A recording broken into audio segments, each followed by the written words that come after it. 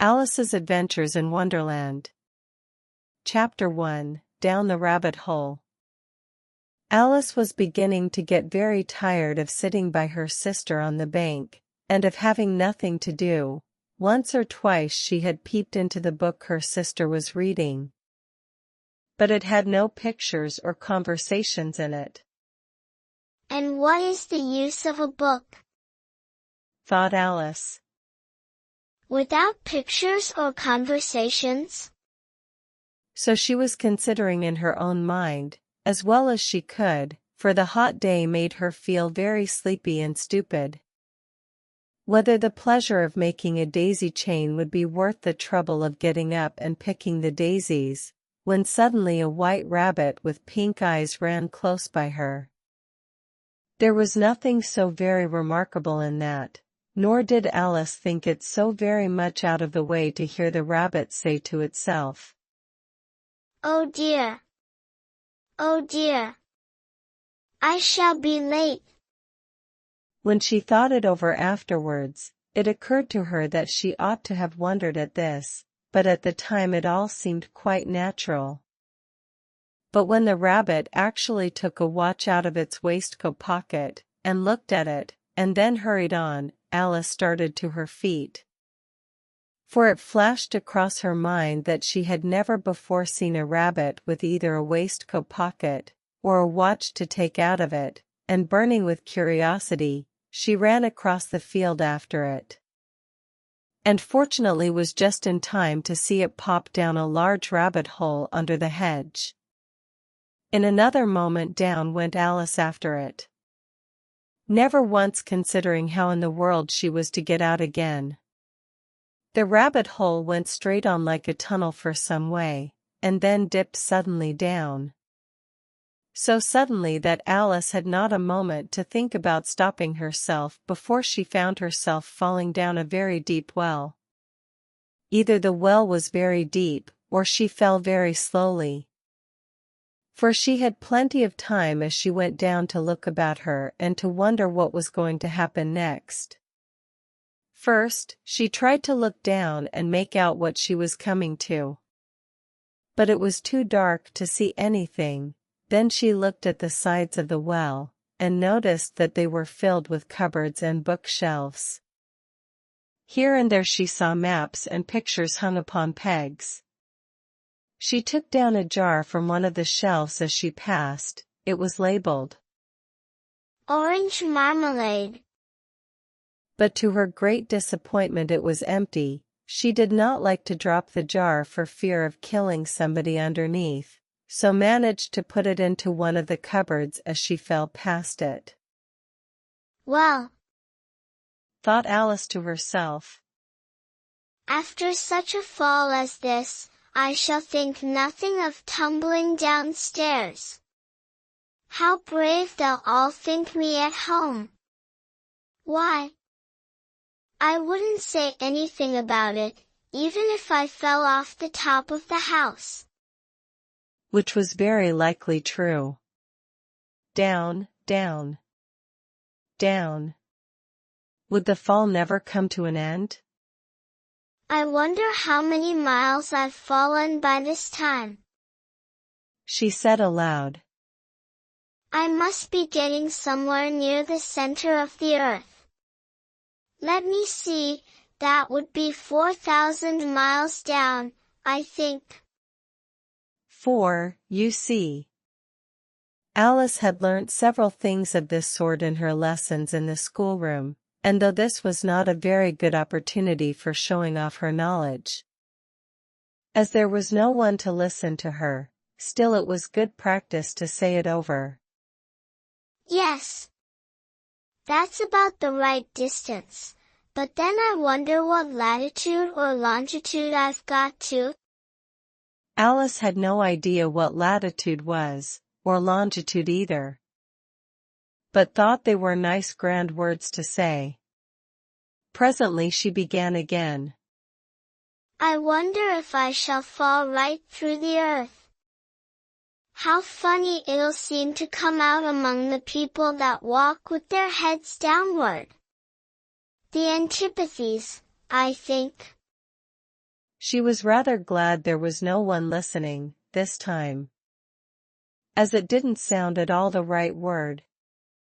But I shall have to ask them what the name of the country is, you know. Please, ma'am. Is this New Zealand or Australia? And she tried to curtsy as she spoke. Fancy curtsying as you're falling through the air. Do you think you could manage it? And what an ignorant little girl she'll think me for asking. No, it'll never do to ask. Perhaps I shall see it written up somewhere. Down, down, down. There was nothing else to do, so Alice soon began talking again. Dinah'll miss me very much tonight.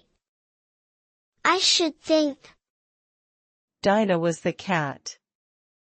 I hope they'll remember her saucer of milk at tea time. Dinah, my dear. I wish you were down here with me. There are no mice in the air, I'm afraid. But you might catch a bat, and that's very like a mouse, you know. But do cats eat bats, I wonder? And here Alice began to get rather sleepy, and went on saying to herself, in a dreamy sort of way, Do cats eat bats? Do cats eat bats? And sometimes, Do bats eat cats? For, you see, as she couldn't answer either question, it didn't much matter which way she put it. She felt that she was dozing off, and had just begun to dream that she was walking hand in hand with Dinah, and saying to her very earnestly, Now, Dinah, tell me the truth, did you ever eat a bat? When suddenly, thump, thump, down she came upon a heap of sticks and dry leaves, and the fall was over. Alice was not a bit hurt, and she jumped up onto her feet in a moment.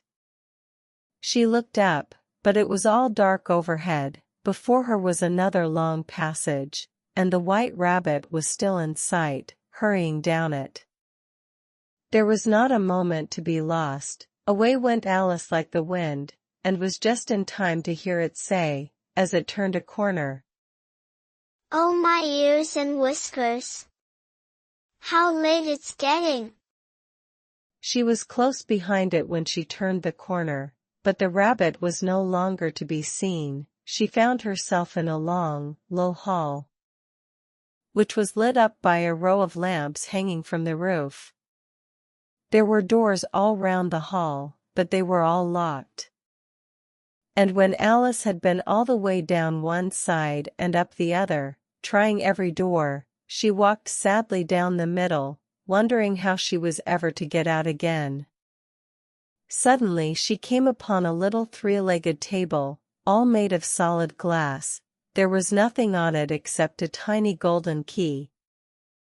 And Alice's first thought was that it might belong to one of the doors of the hall, but, alas!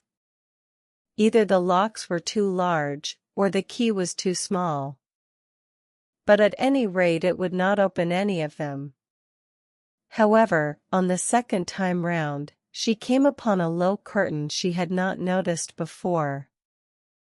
And behind it was a little door about 15 inches high. She tried the little golden key in the lock, and to her great delight it fitted. Alice opened the door and found that it led into a small passage, not much larger than a rat hole. She knelt down and looked along the passage into the loveliest garden you ever saw. How she longed to get out of that dark hall, and wander about among those beds of bright flowers and those cool fountains, but she could not even get her head through the doorway. And even if my head would go through, thought poor Alice, it would be of very little use without my shoulders. Oh, how I wish I could shut up like a telescope. I think I could, if I only knew how to begin. For, you see, so many out-of-the-way things had happened lately, that Alice had begun to think that very few things indeed were really impossible. There seemed to be no use in waiting by the little door, so she went back to the table, half hoping she might find another key on it, or at any rate a book of rules for shutting people up like telescopes. This time she found a little bottle on it, which certainly was not here before, said Alice, and round the neck of the bottle was a paper label, with the words, "Drink me," beautifully printed on it in large letters. It was all very well to say, "Drink me," but the wise little Alice was not going to do that in a hurry. "No, I'll look first," she said, "and see whether it's marked poison or not." For she had read several nice little histories about children who had got burnt and eaten up by wild beasts and other unpleasant things, all because they would not remember the simple rules their friends had taught them, such as, that a red-hot poker will burn you if you hold it too long, and that if you cut your finger very deeply with a knife, it usually bleeds, and she had never forgotten that, if you drink much from a bottle marked poison, it is almost certain to disagree with you, sooner or later. However, this bottle was not marked poison, so Alice ventured to taste it, and finding it very nice. It had, in fact, a sort of mixed flavor of cherry tart, custard, pineapple, roast turkey, toffee, and hot buttered toast. She very soon finished it off. "What a curious feeling," said Alice. "I must be shutting up like a telescope." And so it was indeed. She was now only 10 inches high, and her face brightened up at the thought that she was now the right size for going through the little door into that lovely garden. First, however, she waited for a few minutes to see if she was going to shrink any further. She felt a little nervous about this, "For it might end, you know," said Alice to herself, "in my going out altogether, like a candle. I wonder what I should be like then." and she tried to fancy what the flame of a candle is like after the candle is blown out, for she could not remember ever having seen such a thing. After a while, finding that nothing more happened, she decided on going into the garden at once, but, alas for poor Alice! When she got to the door, she found she had forgotten the little golden key. And when she went back to the table for it, she found she could not possibly reach it. She could see it quite plainly through the glass. And she tried her best to climb up one of the legs of the table, but it was too slippery, and when she had tired herself out with trying, the poor little thing sat down and cried. "Come, there's no use in crying like that," said Alice to herself, rather sharply. "I advise you to leave off this minute."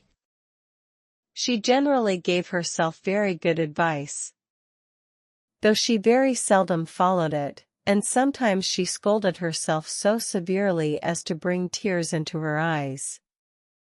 And once she remembered trying to box her own ears for having cheated herself in a game of croquet she was playing against herself. For this curious child was very fond of pretending to be two people. "But it's no use now," thought poor Alice, "to pretend to be two people. Why, there's hardly enough of me left to make one respectable person."